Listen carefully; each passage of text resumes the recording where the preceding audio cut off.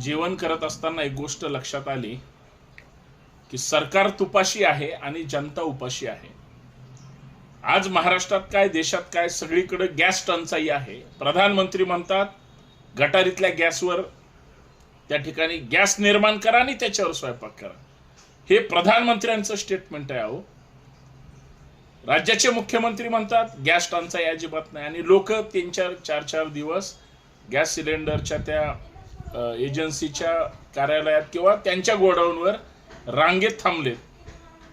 साले रोज धर्माच्या नावावर वाद लावणारे किंवा धार्मिक वाद पसरवणारे रांगेत मात्र कुठल्याही जाती धर्माचा माणूस असू द्या एकमेकांच्या पाठीमागे आहेत। आता सांगा बरं, ज्यावेळेस स्वतःच्या पोटाची खळगी भरायची असते त्यावेळेस कुठं जातो धार्मिक वाद? कुठेही नसतो। मला हे सांगायचंय, सरकार तुपाशी आहे, जनता उपाशी आहे। आपले प्रश्न आपल्याला सोडवायचे, बाकीचं कुणी सोडवणार नाही, हे फक्त लक्षात ठेवा। धन्यवाद।